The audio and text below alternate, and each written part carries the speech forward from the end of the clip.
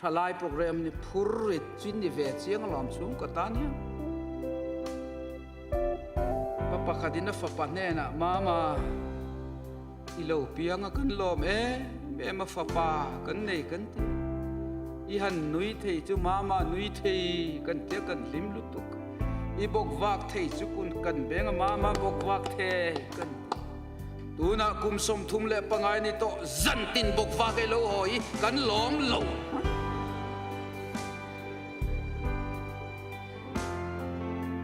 chuti ang chung kwa te po chu kan rama yan anom to kaparo ka chan ai min pero ati ve pa khat om thado lo pon na pai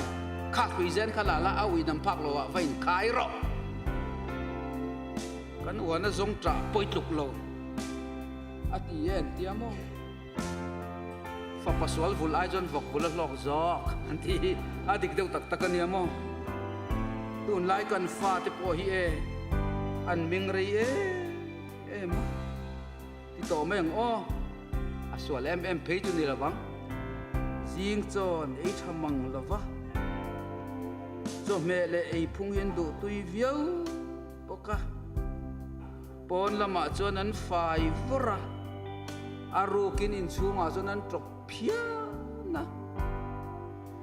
thian te nei ang thian te ti ang thian te om dan ang thian te hian an khal vik mithina po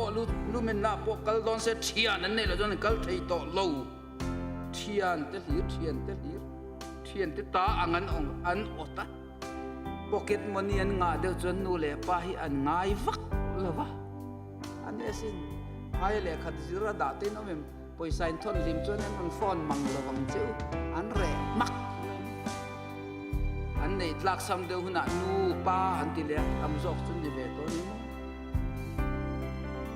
lang kuin tu lai thang thar chu an that chia kut na thoa phe jan an that chian zei bok lawa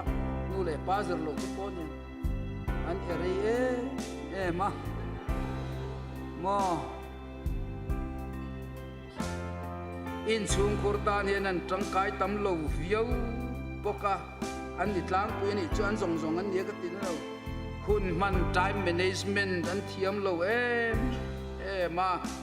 phone hi an nu nom tei tu nia kan ni tlang vek mai nu le pa te po ma se thang thar chun ni